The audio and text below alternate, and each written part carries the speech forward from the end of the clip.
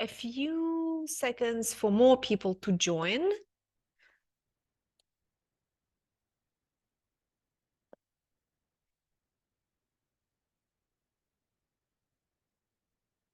Okay, I think we can start now, and the others will be joining. Okay, good morning, good afternoon, and maybe for some countries, good evening. My name is Daria Matyushina. You can also call me Dasha. And I'm really happy to start our virtual meeting of key population community of practice. Today, we will be discussing scaling up harm reduction interventions for people who use drugs, or for people in particular, for people who inject drugs. So today's session will last for 1.5 hours, and we have a morning session and an evening session to make sure that people from different countries, from different areas of the world can join us. And we will be discussing two things. First of all, we will be discussing the role of people who use drugs in scaling up harm reduction programs, in making these programs closer to the population they serve, in making the needs of people who use drugs being addressed in HIV prevention and other services. And we will also go through technicalities, through the technical issues, and discuss key elements of harm reduction. To start our session, I would like to remind all of us of two important global AIDS targets that we globally are trying to reach by 2025. One of these targets is that 90% of people who inject drugs have access to comprehensive harm reduction services, including services to prevent and treat HIV infection, hepatitis C, tuberculosis, and sexually transmitted infections. And the other, also very important target of 80% of HIV prevention services should be community-led. So in the context of harm reduction, we are saying that 80% of harm reduction services should be community-led. And our today's call will help us shed light on what countries are doing to achieve these targets, and what the current challenges are, and what the ways of addressing these challenges prove to be effective. So today we have speakers from South Africa, Indonesia, Kyrgyzstan, and Vietnam. We also am very happy to welcome at our webinar colleagues from UNODC, the Global Fund, and PEPFAR, and all the participants. I see that the number of participants is growing. So before we start, I want to make two comments. First of all, some of our speakers will be presenting not in English, or not in the language you would like to listen to today. Please find the interpretation button probably at the bottom panel of your screen now. And remember to switch to English, French, Russian, Portuguese, or Spanish to follow our discussion. Then a reminder for our presenters to speak slowly, because we have interpretation and interpreters need to have time to translate all your messages. I would also like to remind us that in the middle of this session, we will have a Mentimeter exercise. So the ones who already have, who know how to use it, you have a privilege, but please, the others, be aware that in the middle of the session, you will be getting links and there would be some engagement from you expected.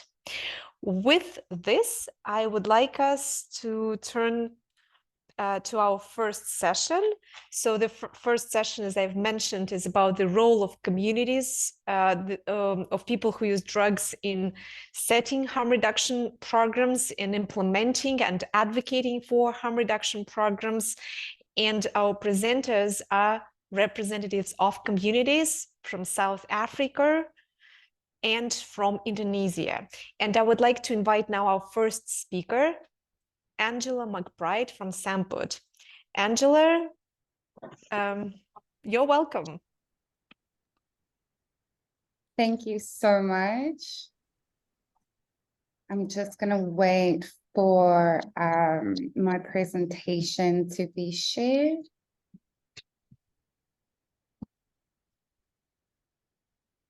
Amazing. Well, hi, everyone. Thank you for joining us today. My name is Angela McBride, and I am the Executive Director of the South African Network of People Who Use Drugs. And today I'll just be taking some time to share some of the efforts that have been done to address the needs of people who use drugs in South Africa, but also some of the key activities for scaling up and moving forward. Next slide, please. So some of the efforts to address the needs of people who use drugs in South Africa so far over the past few years it's been quite incredible, because we've been, as Sampud, as allies, as partners and collaborators, we've really been able to make a change. And through this, some of these efforts have been supporting local networks that are led by people who use drugs. These are grassroots organizations and network initiatives that directly impact the lives of people who use drugs. One of which is Siyasonke, which is a grassroots organization based in Soshanguve. And their interventions have already been, they are in the, being done at the moment. They've been initiated and been running, providing basic needs like meals for people who use drugs who are on ART and OAT in Soshanguve, Pretoria. And there needs to be a continuation of funding to meet these needs, because previously, before they were supported financially in running, they were collecting donations to procure meal or food for these meals and this initiative. So it's, again, just a pure example. Sorry about that. So this is just one of a perfect example of initiatives that are run and done by the community. And there are a lot of initiatives like that, but one of the biggest challenges is funding, and not funding for the initiative, but funding for the initiative that is already happening. A lot of the time, unfortunately, when it comes to funding, it's dictated on how that can be used. I'm so sorry, just give me 1 second.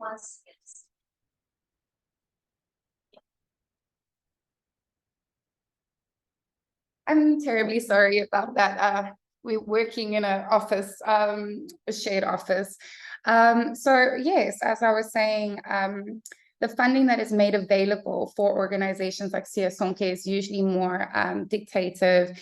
And a lot of the time, there's this nervousness to support programs and initiatives like this because of the inverted commas sustainability. However, the only way for programs like this to be sustainable is for it to be funded, whether it's once off by a certain organization or ongoing for a multiple period or a period of a few years.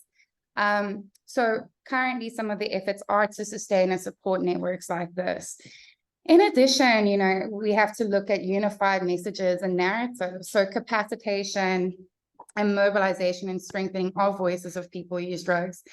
This was done previously, last year as well as during this year, where a drug policy scan and advocacy roadmap was drafted in South Africa early this year, which identified some of the advocacy issues that needed to be addressed within South Africa. But not only was this policy scan done and this advocacy roadmap drafted, but also throughout the year, we looked at actioning a lot of these activities. For example, conducting an online decrim course. This is very important because we need to make sure that we are strengthening our community to be speaking the same language on harm reduction, looking at strengthening people who use drugs as individuals, but also people who use drugs networks. And this also involves, unified messaging also involves skills building for networks and their representatives, as well as supporting the establishment of a PWUD sector within the South African structure of Global Fund. In addition, it's important to be identifying and included in key advocacy efforts. And these advocacy efforts need to be both on a local and national level, but also with our law enforcement and global level engagements and platforms, because this is a space for us to use the unified message and narrative for our needs to be heard. It's important for people who use drugs to be leading on advocacy efforts on these key platforms and using these platforms and mechanisms to directly impact harm reduction and harm reduction funding for people who use drugs. And this will also include hosting and facilitating engagements with key role players to raise and address the needs of the community and identify actionable solutions. Last but not least, working collaboratively with partners, allies, and friendly governments to address the needs, both direct and indirect needs, as well as planning for long-term goals. Some examples of direct health needs: working in collaboration with National Department of Social Development, the Center for Disease Control, NACOSAS, Global Fund, is having health days. This can directly impact the community on the ground, and also providing education and harm reduction and well-being spaces and events, but at the same time keeping the long-term planning and goals in mind of ensuring that there's a unified message on these key platforms. Next slide, please. Angela, I'm sorry, can I ask you to speak a little bit slower for the for translators to be able to follow? Okay. No worries. Next part is mainly just to look at moving forward and scaling up. The interventions and activities and needs of the community have been outlined in many documents, highlighted in many global standards. But in South Africa, amongst those basic standards, we also need to look at more detailed and actionable activities to highlight when it comes to advocacy on a national level. This includes, but is not limited to, the upscale of needle and syringe programs, also looking at incorporating additional health services for people who use drugs, such as hepatitis interventions. But it also includes ensuring sensitized and personalized psychosocial support for people accessing services. When we speak about sensitized, we speak about psychosocial service providers being aware of the needs of the community, but also being sensitized on these needs and how best to support the community rather than punish the community. This also involves including people who use drugs in the design and running of the project and / program, but also to ensure that these psychosocial services and related harm reduction services are personalized, that the psychosocial support available at these spaces is community-centered, but also patient-centered, because ultimately we need to be looking at the root cause of risky behavior, addressing the risks, and looking at healthier approaches to address trauma that may or may not have been experienced. Also, moving forward, we need to be looking at capacitation and skills building to strengthen our community. It's important that community, as previously mentioned, are part of these harm reduction programs as peers, HTS staff, psychosocial staff, but that we also need to be looking at providing these skills building opportunities so people who use drugs and access these services are capacitated to be providing these services, again aligning with so many targets and global standards that we are aware of. And last but definitely not least, in South Africa, we need to be looking at more advocacy for national governments to budget and include safe spaces that will be made available through the National Department of Social Development and other key government departments, these spaces are and can be used for PWUD healthcare services and harm reduction interventions. So again, it's providing a safe space, but including people who use drugs to implement those services.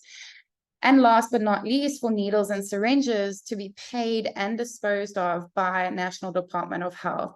These are just two examples of how governments can support harm reduction interventions and also take ownership of harm reduction interventions within South Africa, because only together can we make a change in SA for our community. Next and final slide, just to say thank you to everyone for your time. And yeah, that is all from me today. Thank you. Thank you. Thank you so much, Angela, for this overview of the a lot of details of going with harm reduction services in South Africa and how communities can be leading on many things, including advocacy for domestic funding, which is a very important challenge to mention here. Our next speaker is Edo Agustian from Indonesian Network of People Who Use Drugs. Edo, the floor is yours. Thank you, Dasha. Yes, today I will. My topic is about the important role of people who use drugs, community harm reduction program. And I am from Indonesia. I'm working now in Indonesia Network of People Who Use Drugs, or Persaudaraan Korban Nafsa Indonesia, which is developed in 2006, and our members now available in 20 provinces of group members of people who use drugs in various provinces in Indonesia. Next slide, please. The outline of my presentation will be about history of harm reduction in Indonesia, sorry, and also a little bit data about to show you about how the effectiveness of harm reduction program in Indonesia, and also about the role of the community. For example, I will give two topic. First one is about community-led monitoring for the harm reduction service quality, and also the second about the role of Indonesian Network of People Who Use Drug, or PKNI, as harm reduction sub-recipient of Global Fund in 9 provinces in Indonesia for 4 years, I guess. Yeah, 4 years. And the fourth outline will be about the shift in drug use trends and how the harm reduction we hope can also move to that, following the drug use trends in global and also in countries level. Okay, next slide, please.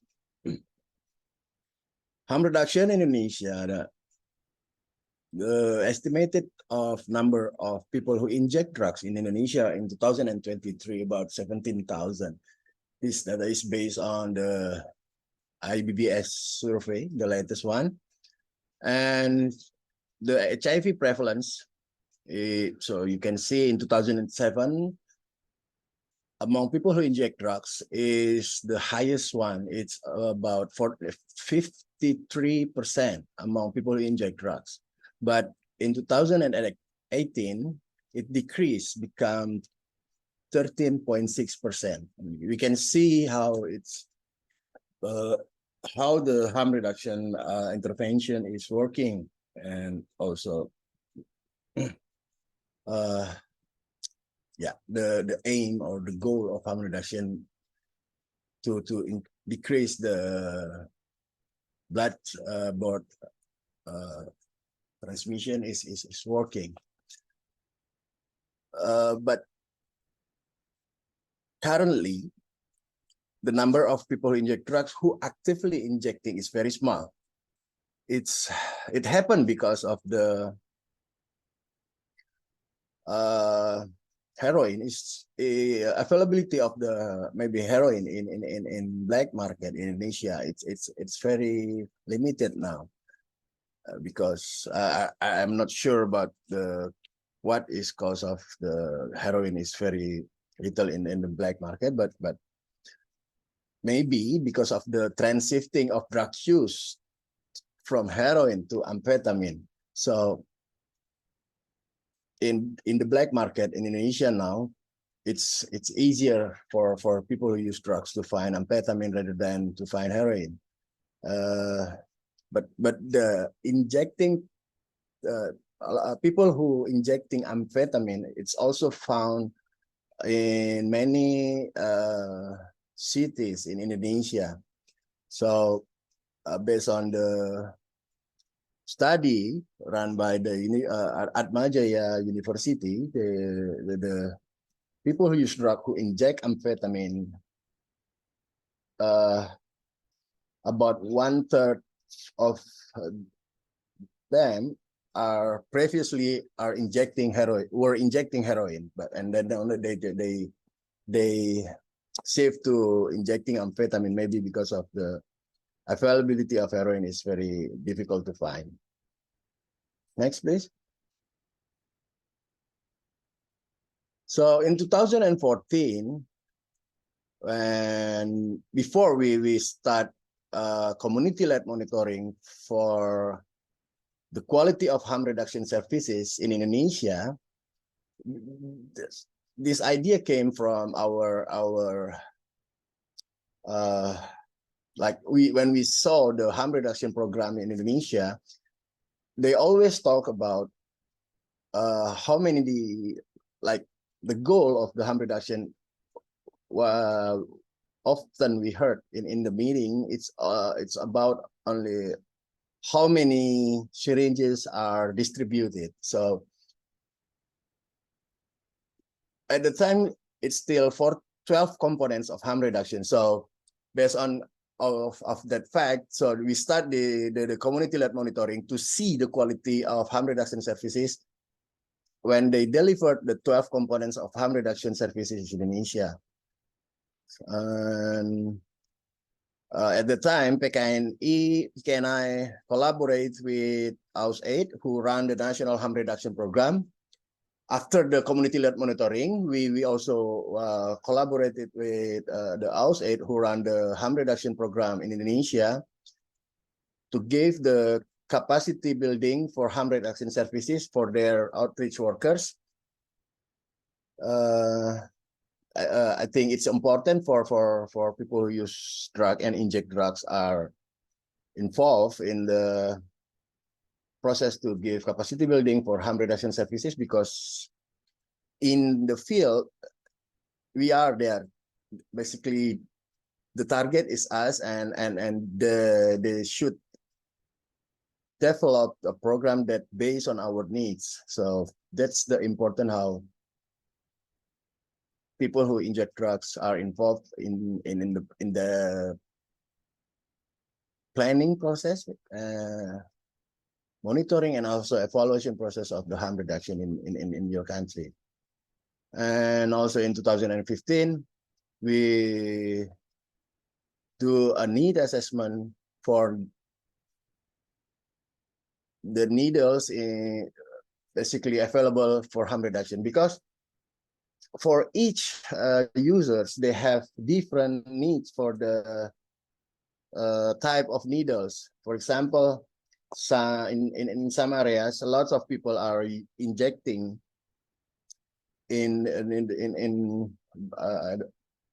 like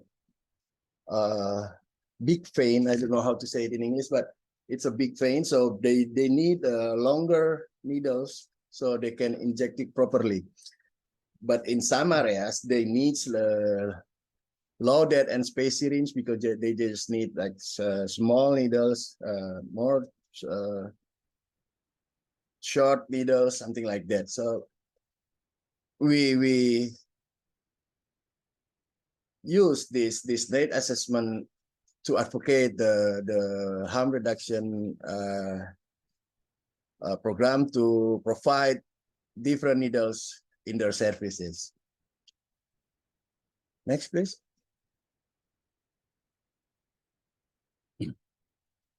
And in 2015, I think, yeah, in 2015, PKNI applied as a sub-recipient of the Global Fund for Harm Reduction Services, and our area of intervention in 9 provinces in Indonesia, and also as the community-led, as the community-based organization, PKNI at the time we started, and we in our working area we put 9 harm reduction components as indicators of achievement of the harm reduction services. So we want to make sure the quality of all 9 components included in the indicators of achievement.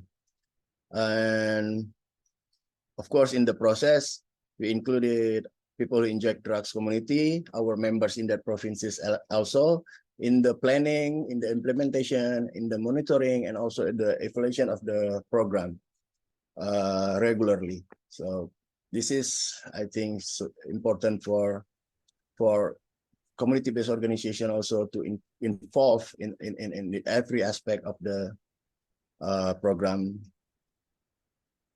Hi, Edo. Yes, I'm next, sorry, please. Yes. the time is Okay. running out. Yes. Sorry. Next, please. And in 2016, because the shifting of the drug use, so we initiate a pilot program for stimulant harm reduction in 2 provinces. We hope this program, the best learning from this program can be used to advocate the Global Fund to fund the harm reduction for stimulant harm reduction in Indonesia. And also we did and collaborate with academics for stimulant harm reduction study. And the challenges that we are facing to advocate the CCM and the Global Fund PR for harm reduction to develop a program for stimulant harm reduction program in Indonesia. And the fact now, when we discuss with other national network in Indonesia, we found that all key population now have community who use drugs. So this is the time for us not to separate or like, so we as a key population now should be together to speak up about the drug situation in our country. Okay, thank you. Next slide, please. I think finished. Yes. Yeah. Thank you. Thank you so much, Edo. That was a very interesting.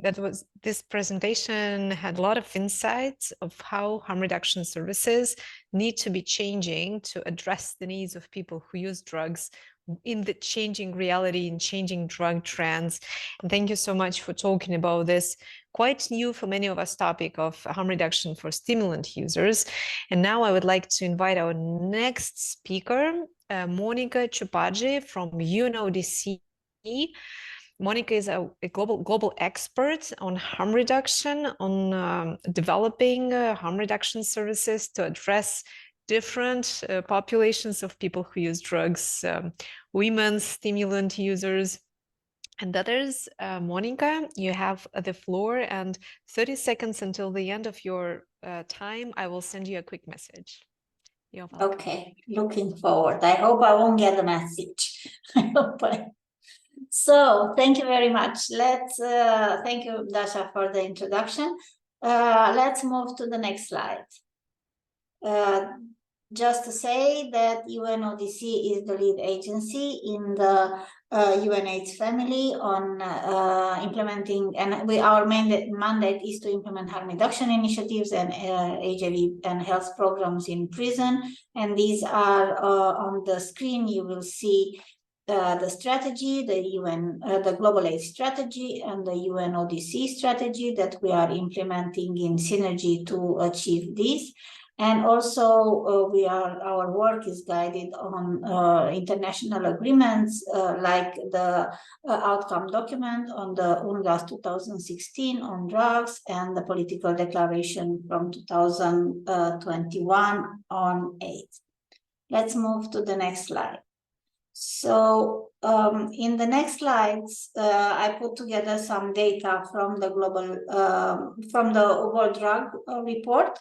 You would see here that the finding from the 2023 World Drug Report shows that there is an increase of almost half of the number of people who inject drugs in a decade. This World Drug Report also shows the cause of death among people who inject drugs is mainly caused by hepatitis C. In the next slide, please. We are looking at the prevalence of drug use in the injecting drug use in the global population. And here also this new figure, 13.2 million, it shows an increase with 18% from the previous estimation, which was 11.2 million in the previous World Drug Report. When we move to the next slide, we see the prevalence of HIV among people who inject drugs, which is 1.6 million. 1 in 8 people who inject drugs are living with HIV. In the next slide,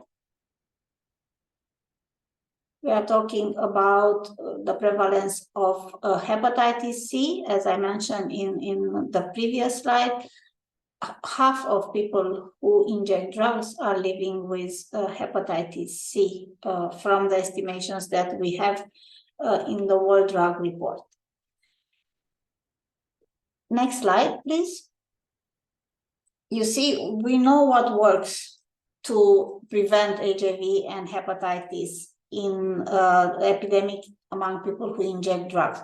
These interventions were described in UN documents from 2009. What I'm showing in this slide with the courtesy of our colleagues from WHO is the latest description of these interventions that is in the consolidated guidelines on HIV, viral hepatitis, and STI prevention, diagnosis, and treatment care for key population. And here you can see that harm reduction is defined as needle and syringe program, opioid agonist therapy, and overdose management with naloxone.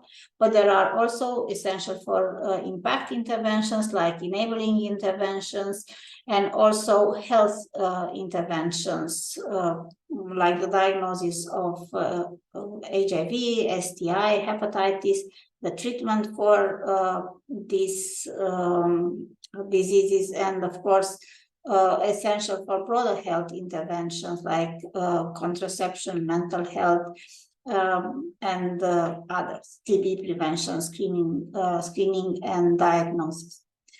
In the next slide, I want to show very briefly that there is also a comprehensive package of intervention for HIV prevention, testing, treatment, and care in prison and other closed setting that is also available for many years and described also in UNODC and WHO documents. Next. So we know what works. Let's see what is the situation with the harm reduction services at the global level. So we see a slight increase from 2020 to 2022 to 2023. We moved up to 94 countries who have needle and syringe programs. Can we see the next slide? The same with opioid agonist therapy. Now we need to go back to the other slide on OAT. Thank you.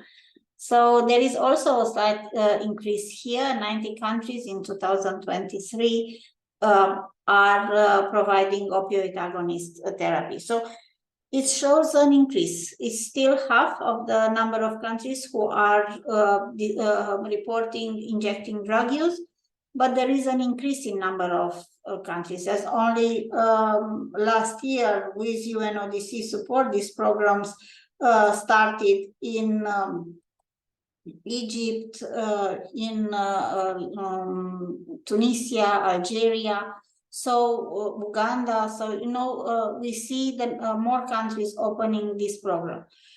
Despite this, the number of people who have access to these services remains very low, because in some countries there is only one program of needle and syringe or one opioid agonist therapy pilot that is going on for years and years.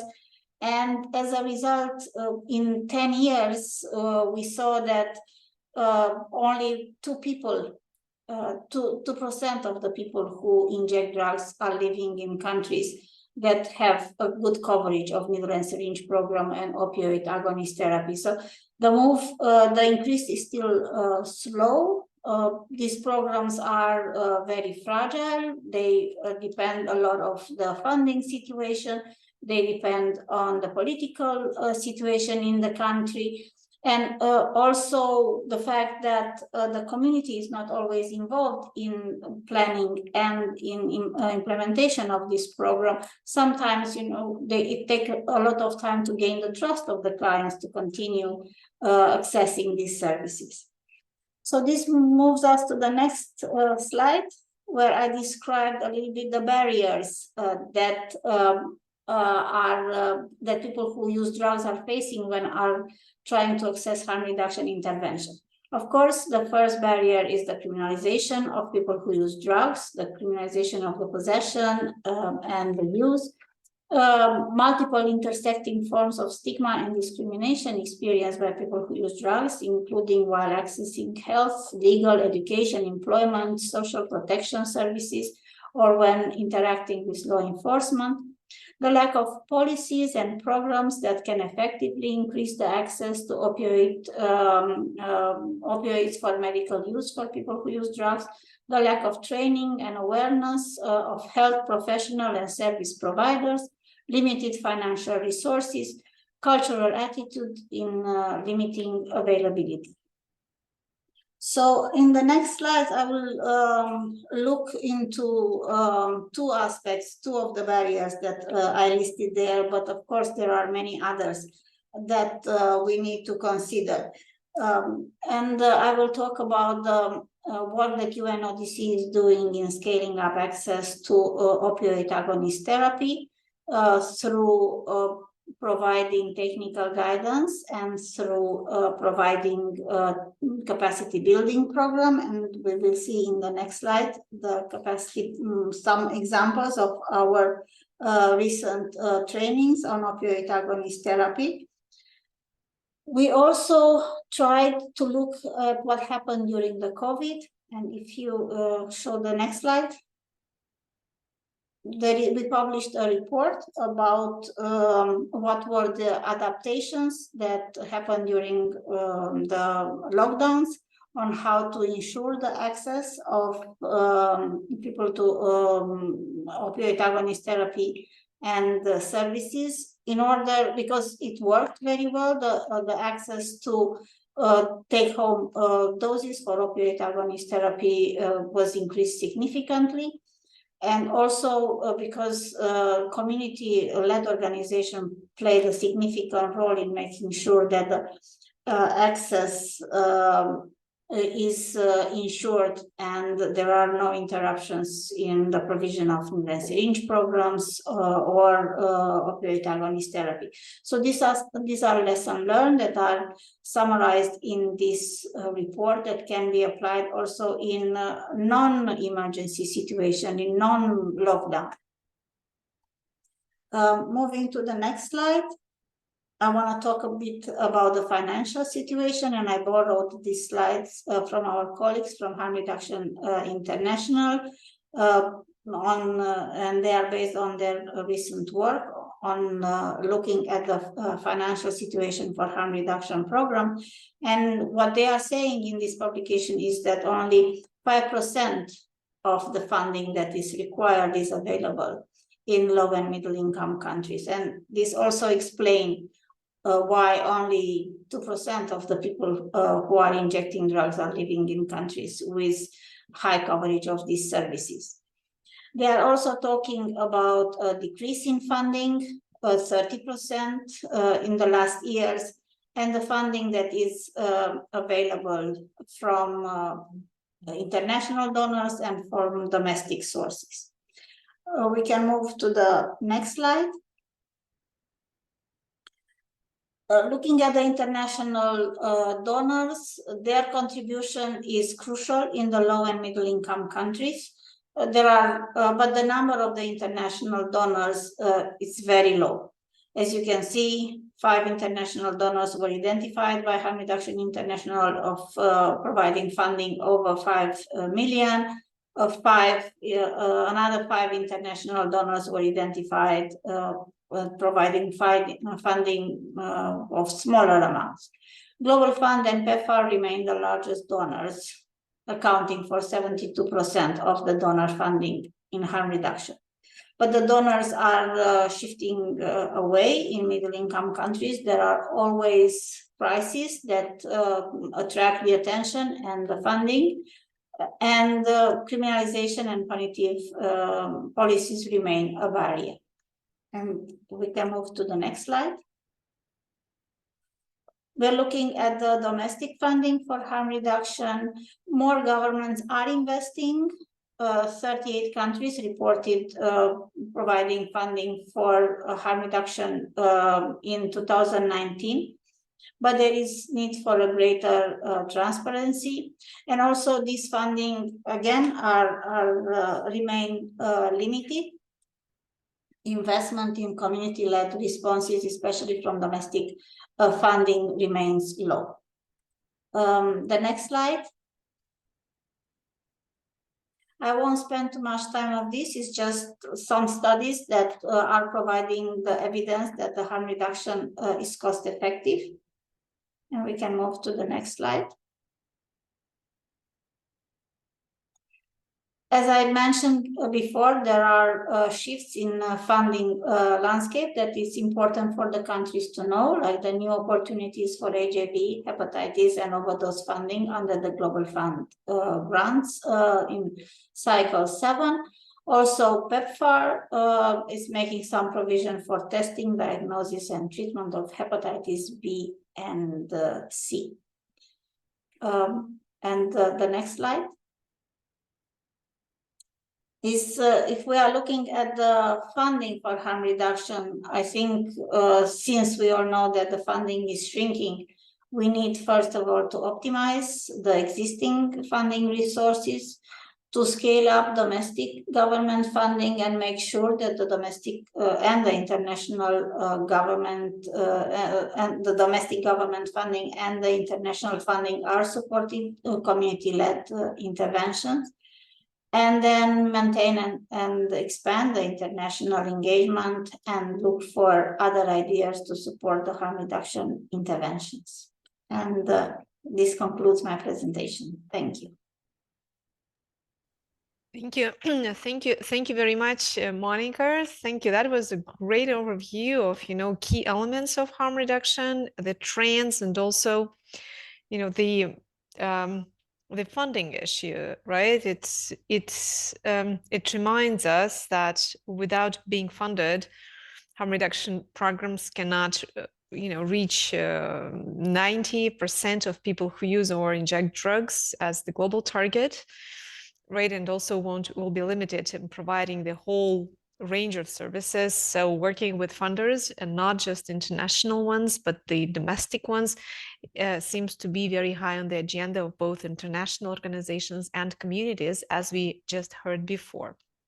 So I would like to remind all of us that our session is our webinar tries to be as interactive as possible. So for that, we have questions and answers, and there are very interesting discussions happening already.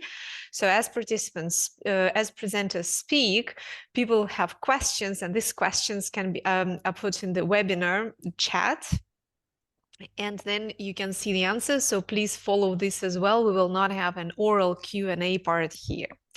However, what we will have now, we will have our Mentimeter exercise. And yeah, so now I will just be giving the instruction, but the inputs we expect from our participants. So where do we have the link to Mentimeter? Oh, we don't have a link. We have a QR code. I hope everyone can see the QR code. Or you go to mentimeter.com and you use the code that you see on the screen. It's 8-digit code.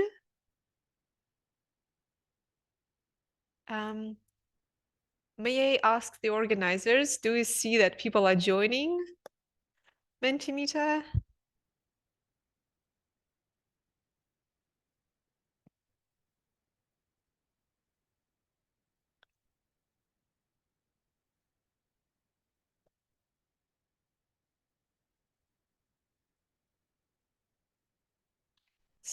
So for the ones who are new to this exercise, once you enter the Mentimeter, you have a question. So our question for today is, what are the barriers to scaling up evidence-based interventions for people who use or inject drugs in your country? Under this, you have a field where you can put your short answer up to 200 characters. And then we will see it on the screen. We will not see, of course, who is providing which comment, but we will see all the answers on the screen now.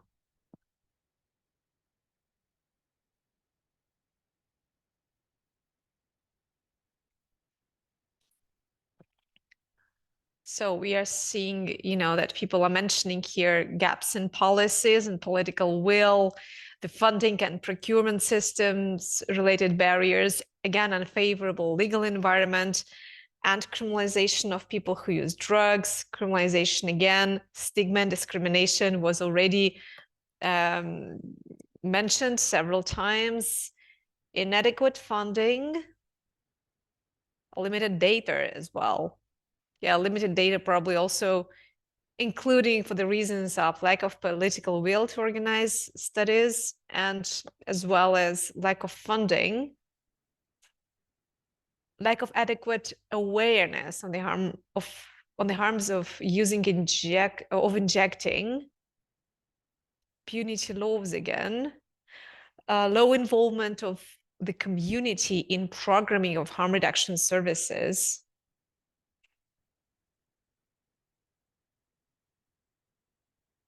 Policy, criminalization, stigma and discrimination, poverty. A very important barrier is the poverty of the community. A limited data for effective planning.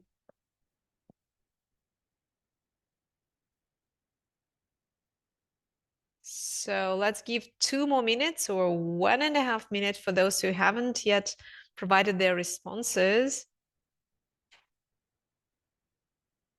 Criminalization, as I can see from the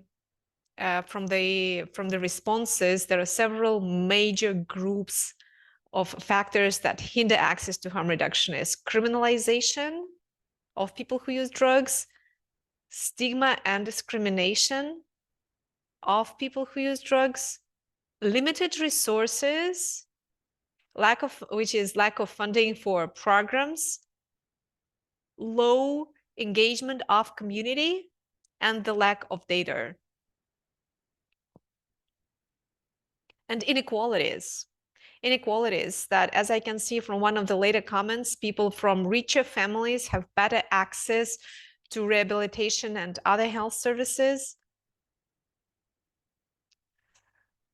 Like you can also type your answers in French, Russian, Portuguese, and Spanish, and then we will have a minute to translate them. So don't hesitate to type in your language.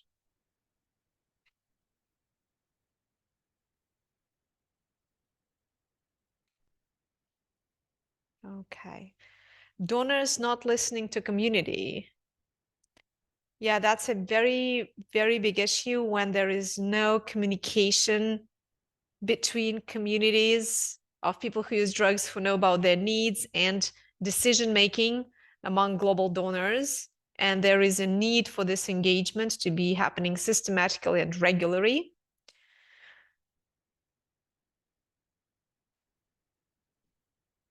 Corruption, involvement of the police in supporting drug dealers. Let us maybe end this exercise now. Thank you very much for your responses. Oh, and a response in French as well. Again, low engagement of the community of people who use drugs. Thank you very much for providing the answers in other languages. So let us end this now. And again, 41 persons, as far as I understand, responded. This is great. And with that, we are moving to our next session about practical approaches to implementing harm reduction programs at scale. So having in mind the messages from the first session, the messages from the community of people who use drugs, and the information provided by Monica Chupaji from UNODC. Now we are going back to the country level, to Vietnam and Kyrgyzstan, and we will learn how, what is being done on the practical level to scale up harm reduction programs. Our first speaker in this session is Dr. Do Huy Tui from Vietnam. You have the floor.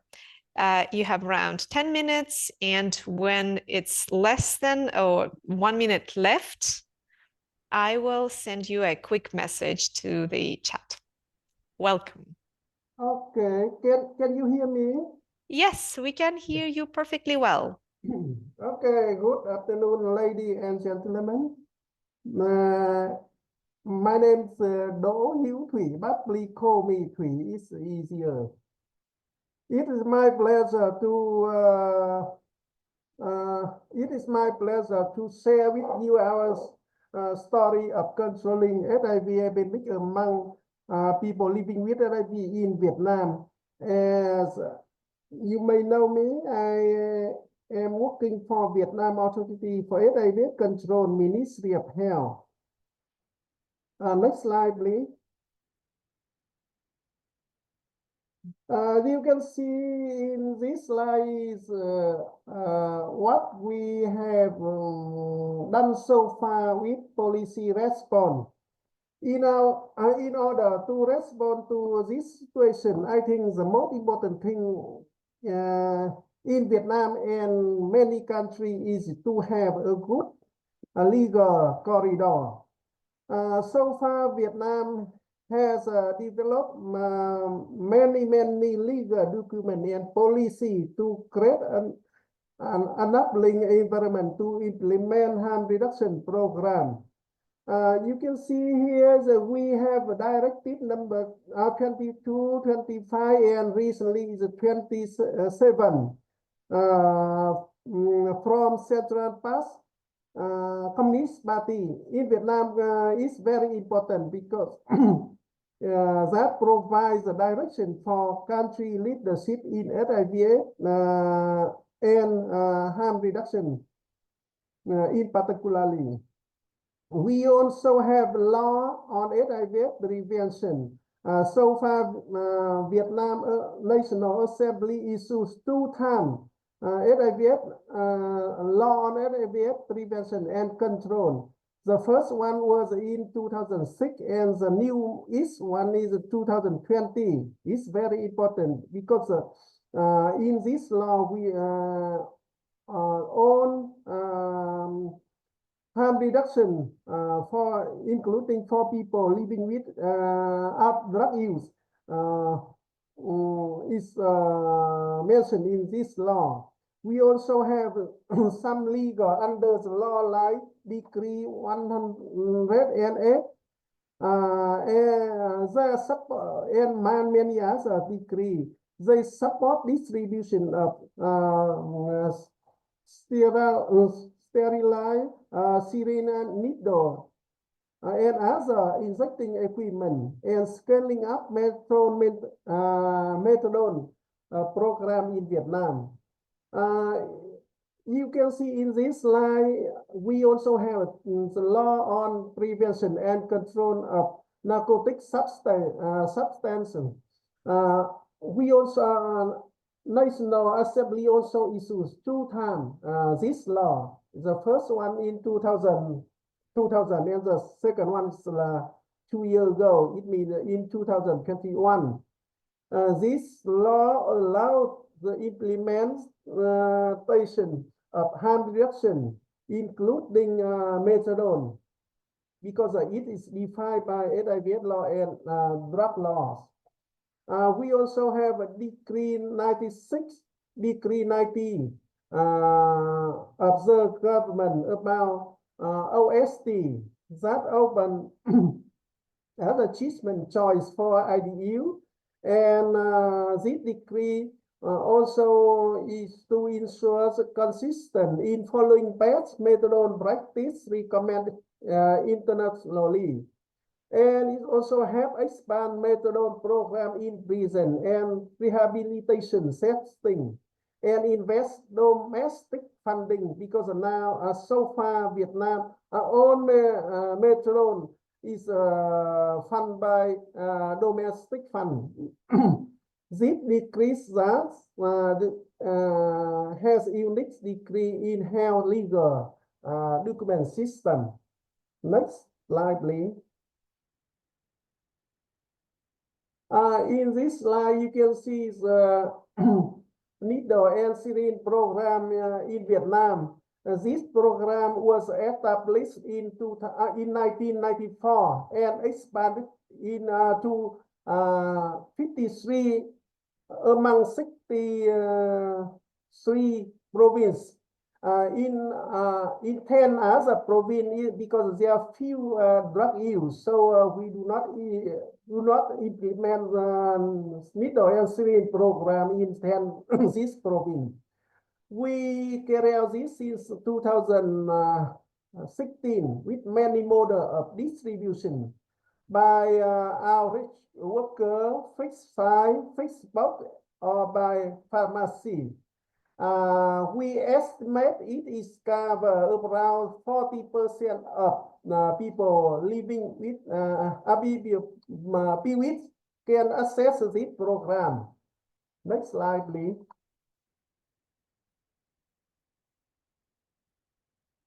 Here is the methadone program in Vietnam. Methadone program is one of the effective intervention for PWUD, not only in Vietnam, but also in other countries. The methadone in Vietnam started in 2008. Up to now, there are more than 51 patients, account for 28% of people who are opiate dependent, use methadone every day. Now we also carry out methadone take-home dose. This program carry out has carry out from since 2020. I think it's a very important model for methadone patient here.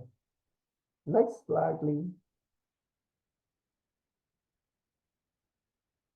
However, PWUD and compromised by many platform disease like HIV, hepatitis B, hepatitis C.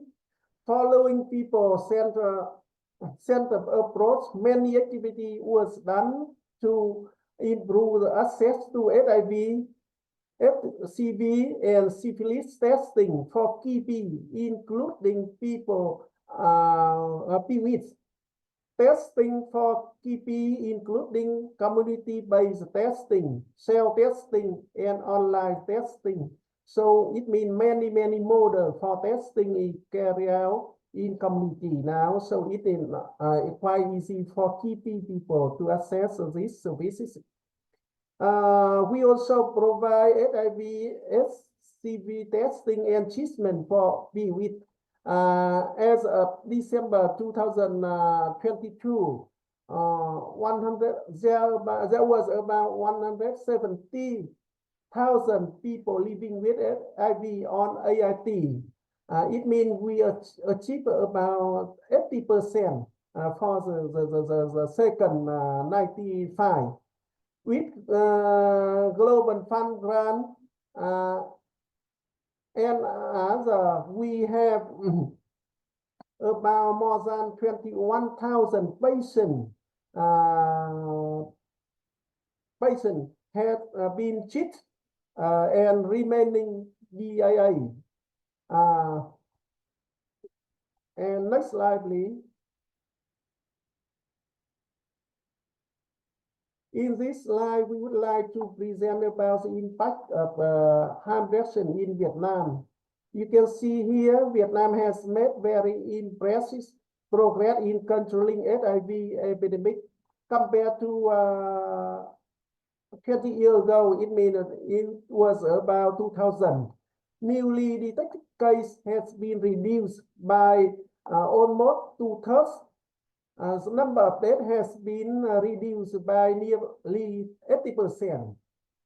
I think we have good law and policy, broad and effective coverage of harm reduction program.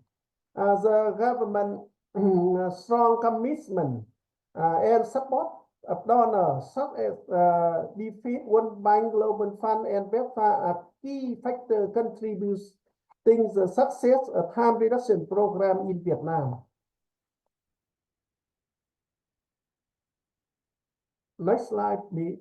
Sorry, you can see, sorry, come back, please. You can see here, recently HIV incident among PWUD is only 0.5 per 100,000 year nationwide. It means that we are able to control HIV epidemic among PWUD less than 1.5 per 100,000 year. It is UN standard for controlling HIV epidemic. If 1996, we had around 11 PWUD living with HIV, but in last year, it's around 7 people PWUD among total 11 people detected HIV last year. Next slide, please. Dr. Tu, I'm sorry, but we are at the end of the 10 minutes for your presentation. So could you please kindly wrap it up? Yeah. In this slide, I would like to show, I have to present you a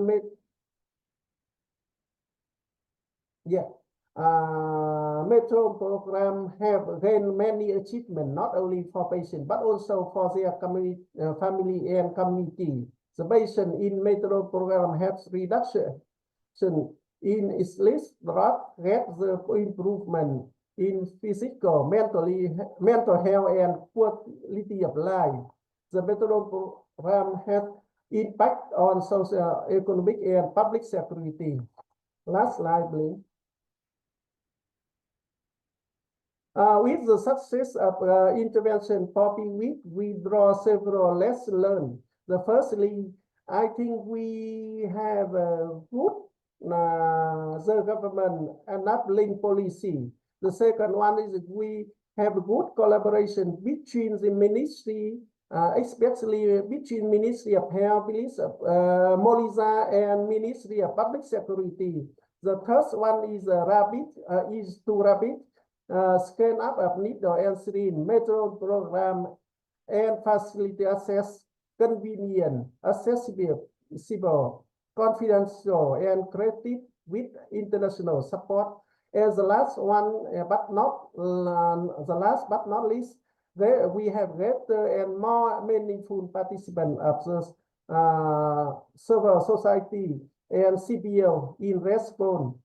However, HIV transmission among MSM is a main driver of HIV epidemic at the moment. Therefore, besides maintain intervention for PWUD, we need extend and invest intervention for MSM in the coming decade.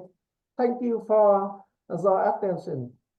Thank you. Thank you so much, Dr. Tui. That was a comprehensive presentation that shed light on the great success in access and in the results of harm reduction programs in Vietnam, including opioid agonist treatment with methadone. And you mentioned such important aspects of this programming, the availability of take-home doses, availability of hepatitis C treatment for people who use drugs. And also, thank you very much for the overview of the legal changes and adoption of new legislation that Vietnam had in the last decade. With that, I would like to invite our next speaker from Kyrgyzstan, Ministry of Health, Tinatin Sagambayeva, and she will be speaking in Russian, so please switch to interpretation to the English translation or French if you need it. And I would like to remind Monica and other presenters that there are questions waiting for them, and these are great questions, and because we don't have time for oral Q&A, please check the questions in the chat. Тинатин, вы с нами? Здравствуйте, уважаемые участники. Я надеюсь, вам меня слышно. Я заранее приношу свои извинения за то, что, может быть, будут какие-то внешние звуки, так как на данный момент нахожусь на другом мероприятии, и, к сожалению, этот момент проконтролировать не удается до конца. Хотелось бы приступить к своей презентации. В отношении снижения вреда и опыта Кыргызской республики можно, пожалуйста, следующий слайд.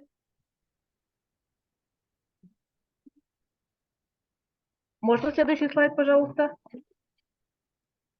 Next slide, please.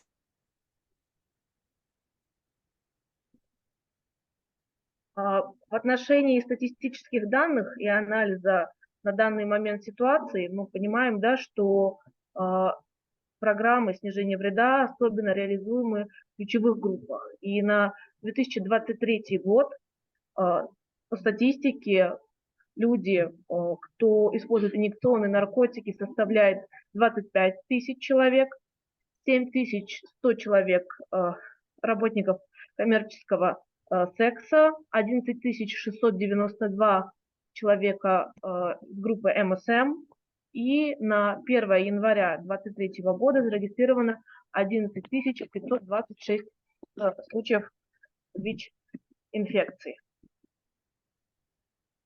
По распространению ВИЧ-инфекции происходит преимущественно среди ключевых групп населения, которым грозит повышенный риск инфицирования, однако в последние годы появляется все больше случаев среди лиц, которые не имеют каких-то поведенческих рисков. Можно, пожалуйста, следующий слайд? Next slide, please.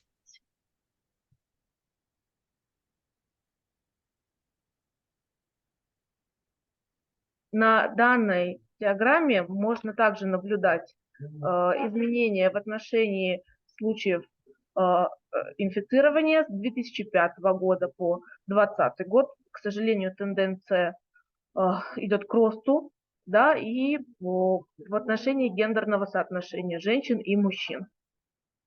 Можно, пожалуйста, the next slide, please.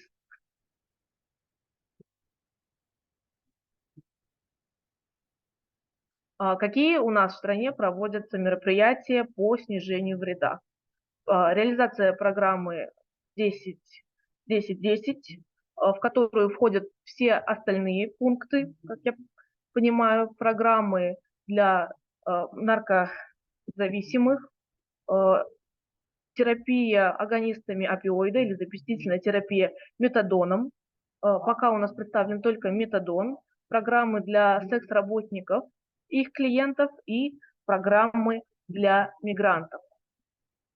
Также у нас достаточно сильное законодательство в отношении реализации для групп, для женщин, для уязвимых групп именно по снижению вреда.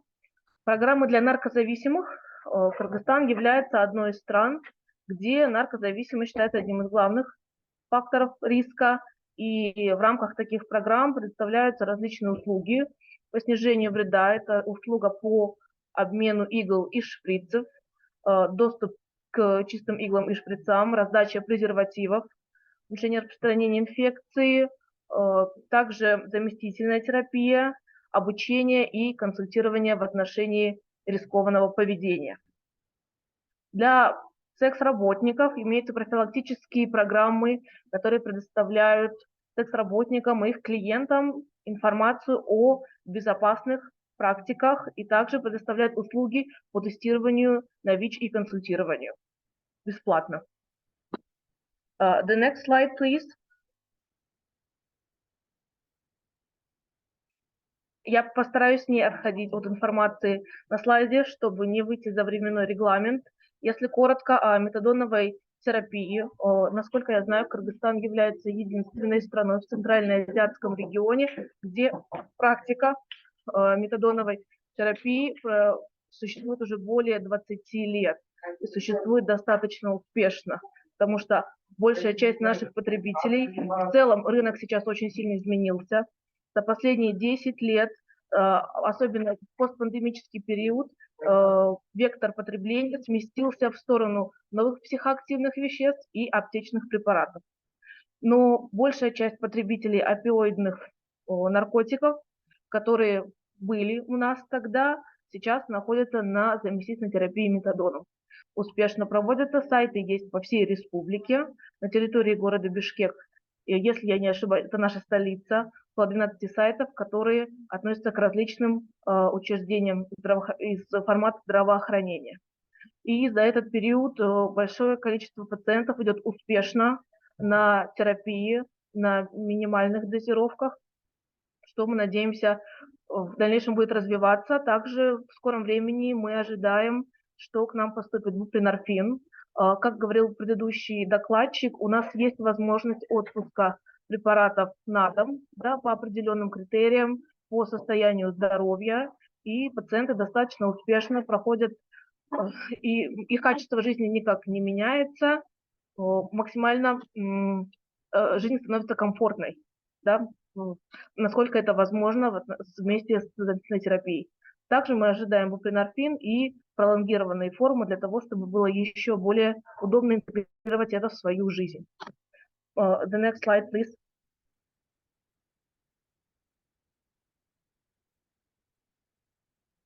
Можно следующий слайд?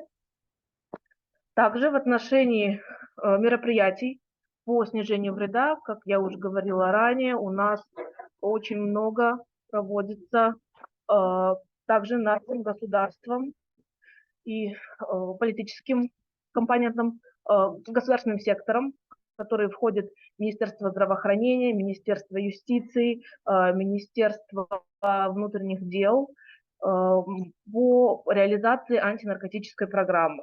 В нее также в реализацию антинаркотической программы входит создание различных законодательных актов, приказов, планов совместных мероприятий по борьбе. Вот, например, здесь вы видите о совместном межведомственном приказе и плане мероприятий по преодолению правовых барьеров услугам по ВИЧ-инфекции, туберкулезу в Кыргызской республике на 2022-2025 год для улучшения как раз-таки предоставления услуг к ключевым группам. The next slide, please.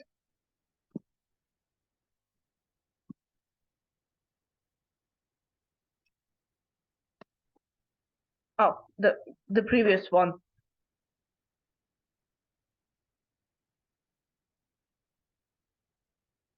Thank you. Спасибо.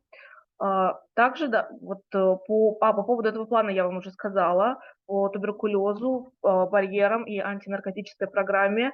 В целом в снижении вреда у нас заинтересованы на самом деле все, так сказать, ключи, именно начиная от правительства и людей, принимающих решений, заканчивая ключевыми группами.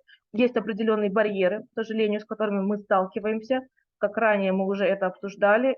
Основные барьеры к получению услуг, к снижению вреда – это законодательство, каких-то моментах в его исполнении, нежели чем как бы предоставления, законы у нас имеются, а в исполнении порой бывают определенные трудности, связанные со стигмой и дискриминацией, связанные с гендерным неравенством и насилием, и, к сожалению, низкой правовой грамотностью населения. Вот, благодарю вас за внимание.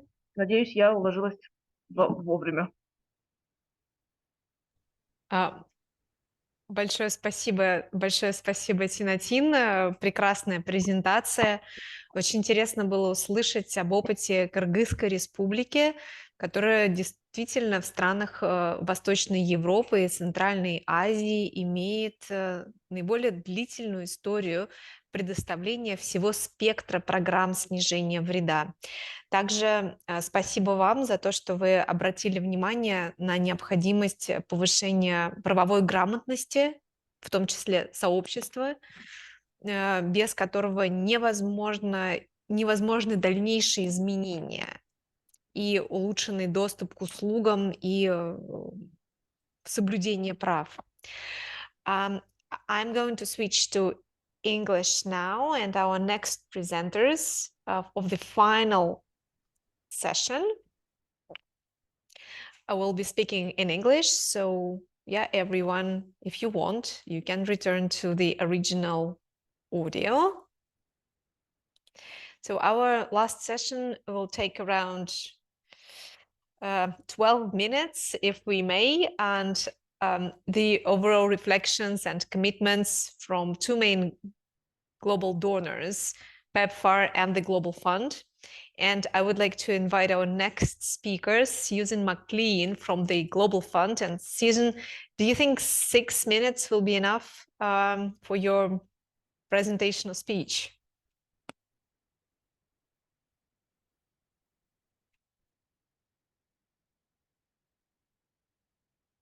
Hello, Susan?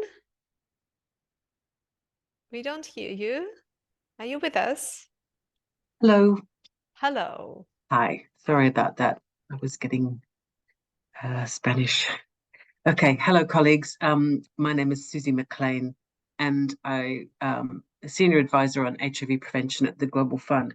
I deliberately don't have slides because I wanted to give you some more informal reflections, really.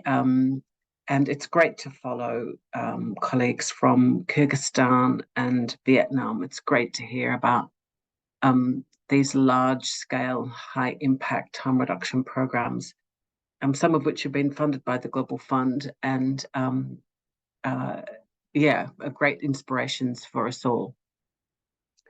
As I reflect on some of the input, some of the comments today, and the purpose for this really important webinar, one of the things that's we're witnessing here in Geneva is the rise in the number of countries who are applying for Global Fund resources for harm reduction programs. In particular, African countries. There's obviously a raft of countries that are in Africa, both East and West and Southern Africa, that are paying attention to the HIV prevention needs of people who use drugs, and therefore harm reduction plans are appearing in funding requests. So it's anticipated that for the new Global Fund grant cycle 7, that we'll be funding more countries than ever before to deliver HIV prevention harm reduction programs. Obviously, that's something that we're pleased about, that more countries are adopting a harm reduction approach, but I also think it says something interesting about how drug use, and in particular, injecting drug use patterns are changing and moving and evolving to different parts of the world. I also wanted to appreciate Dasha's comments at the outset, where she referred to the global target of 90% of people who inject drugs have access to HIV prevention.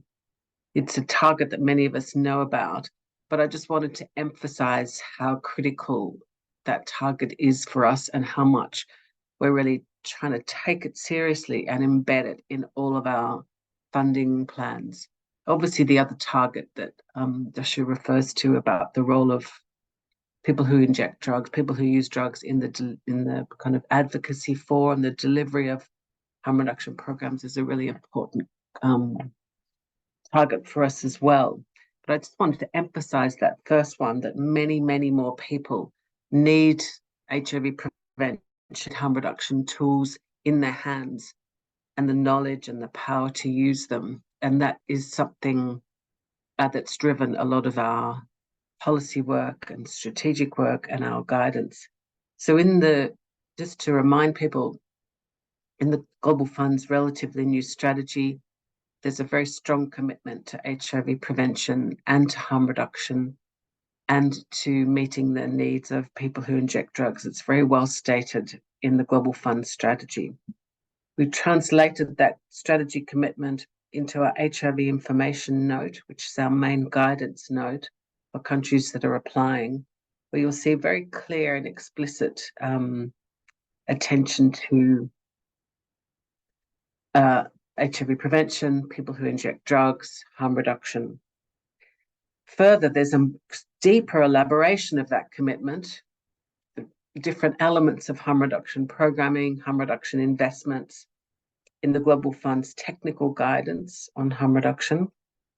And then in addition, as many of you will know, the Global Fund's set out its program essentials for HIV and for the other diseases, where we're saying that there are many, many things that we can fund in HIV, but these are the core elements that we want to see as, well established and operating at scale before we fund other things, if you like. And just a reminder to people that harm reduction services for people who inject drugs are a program essential.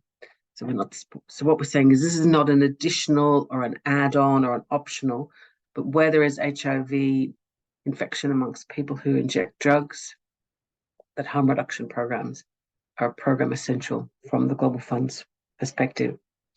In addition, I just wanted to mention there's a new element that I think is very relevant to this conversation. It was very interesting to hear from Vietnam on this. Vietnam's kind of an inspiration for many of us when we see both the scale of the program, but also the range of services that are offered to drug users in Vietnam.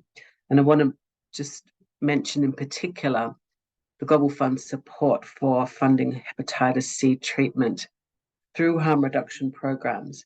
So we were able to make a slight change to our co-infections policy, which previously only allowed for hepatitis C treatment, only for people who are living with HIV, so only for co-infection. But what we've been able to expand slightly here is, so this is not the Global Fund saying we're funding huge national hepatitis C treatment programs for all people, but we're saying in the context of a harm reduction service delivery platform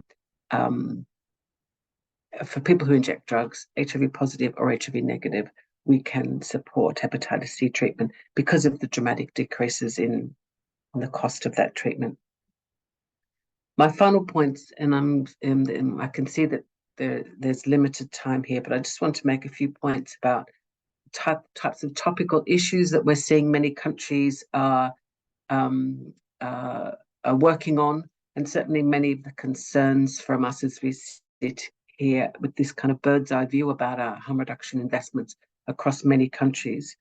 And we're seeing some important work on innovation in service delivery approaches and for greater efficiencies. We need, in order to get more harm reduction services to more people, the way we deliver is going to need to be more efficient.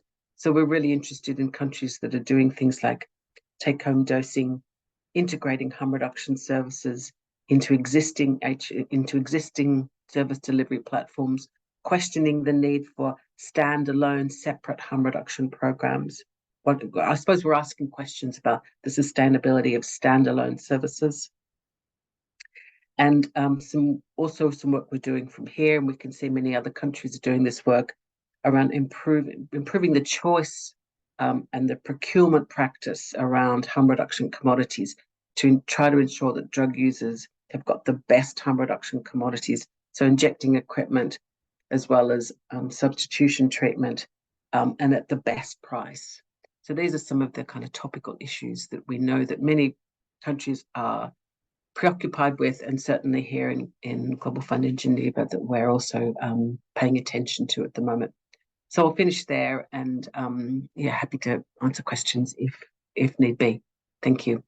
Thank you. Thank you so much, Susie. And yeah, it looks like we are again at the turning point in terms of harm reduction expansion in the world, with having more and more countries starting harm reduction services implementation, and many more increasing the arsenal of services. It reminds me that 10, 15 years ago, there was almost no funding for and no availability of naloxone distribution for people who use drugs to prevent overdose mortality. And it was PEPFAR that actually pioneered, as among global donors, funding for overdose prevention, having naloxone as a distribution among people who use drugs as one of the services. And that helped a lot in global advocacy and community-led advocacy, you know, as an argument that these programs can work. And now we see huge results in that as well. So with this, I would like to give floor to Megan DiCarlo from PEPFAR. And Megan, I know we are a little bit short of time here, but please, if you could speak for 5 to 6 minutes, that would be great. You're welcome.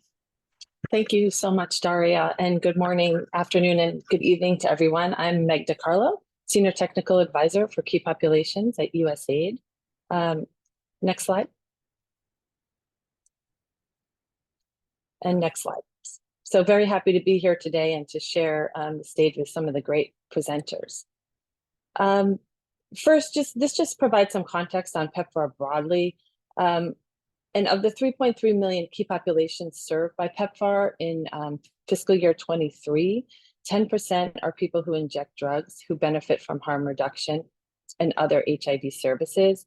I think importantly, equity for priority populations is the first strategic pillar in reimagining PEPFAR's strategic direction to end the HIV/AIDS pandemic as a public health threat by 2030. And PEPFAR recognizes the importance of harm reduction interventions to achieve equitable HIV outcomes for people who inject drugs. Next slide. So I'll just quickly go over some of this data. We wanted to share some results from PEPFAR. From fiscal year 2021 to 2023, PEPFAR reached between 290 to 385,000 people who inject drugs annually with prevention interventions. And you can also see that the PrEP coverage there on the right.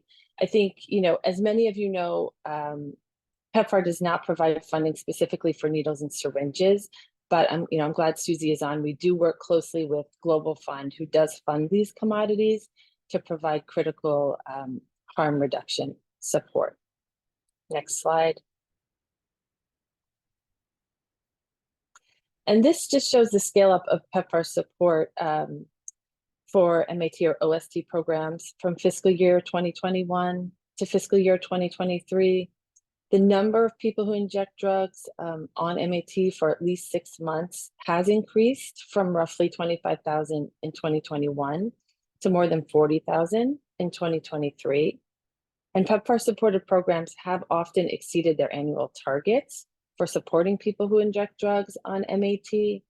And as of 2023, in that far right bar, PEPFAR programs have actually surpassed their target by reaching 160% achievement. So that's good to see. Next slide.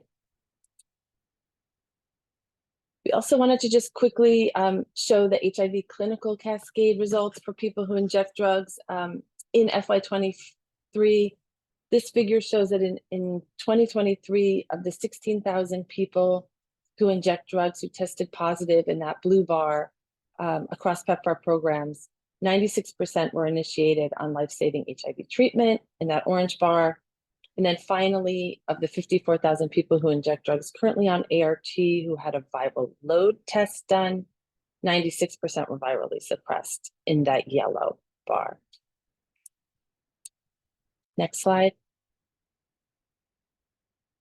So I previously mentioned MAT or OST achievements across PEPFAR. And this slide shows which countries receive PEPFAR-funded OST. It was great to see the presentation from Vietnam as well, which is an example of a country with early OST support from PEPFAR that successfully transitioned its OST program to the national government. PEPFAR is also working, really trying to expand its support for harm reduction in FY24, as several countries have plans to support OST and are working with their government and other stakeholders to move this forward. So these countries include several in sub-Saharan Africa, such as Botswana, Ethiopia, Namibia, Zambia, and Zimbabwe. Next slide. So lastly, I just wanted to mention, as part of capacity strengthening, PEPFAR-supported countries have also been engaging in a number of exchanges to share knowledge and best practices within their programs for people who inject drugs. So during these learning exchanges and visits, government stakeholders and PEPFAR program and implementing partner staff, visit community and government facilities where they can observe harm reduction outreach, HIV testing, prevention, and treatment services being provided to people who inject drugs. And these learning exchanges really provide firsthand knowledge about program startup and operations, as well as their challenges and successes. Participants also, are able to hear directly from program clients on their needs and priorities. And given the scale up of MAT services in FY24 under PEPFAR, there are plans for additional exchanges focusing on harm reduction and other interventions for people who inject drugs in sub-Saharan Africa and Asia. So I know we're short on time. These are just a few of the achievements from PEPFAR supported programs. I think while we understand that in many countries, the legal, political, and social environment presents many challenges to all of our work around harm reduction, but PEPFAR does remain committed to supporting this work as it aligns with our mission of saving lives, preventing HIV infections, and ending the HIV/AIDS pandemic as a public health threat by 2030. So thank you, and I'll turn it over back to you, Daria. Thank you. Thank you so much, Meg, for this brief overview of the role that PEPFAR used to play and is playing in starting and scaling up harm reduction programs all over the world. It was really exciting to hear about new opioid agonist treatment programs, treatment with methadone, that are starting in 5 African countries. And I'm really happy that here we have input with us and other partners and technical partners that are playing a role in developing these programs from the beginning with engagement of people who use drugs. Just to very briefly summarize what we have heard today, we have heard messages from 2 main global donors. We have heard messages from the Ministry of Health and Communities of 4 countries. We have heard Monica from UNODC.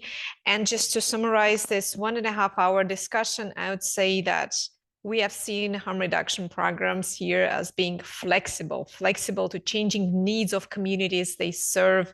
It's changing populations with youth who use drugs, women who use drugs, migrants and others, changing drug markets, changing drug use trends, but also availability of new approaches, new treatments such as hepatitis treatment or, take-home doses of methadone. Harm reduction programs are flexible, and this is a very strong advantage they have.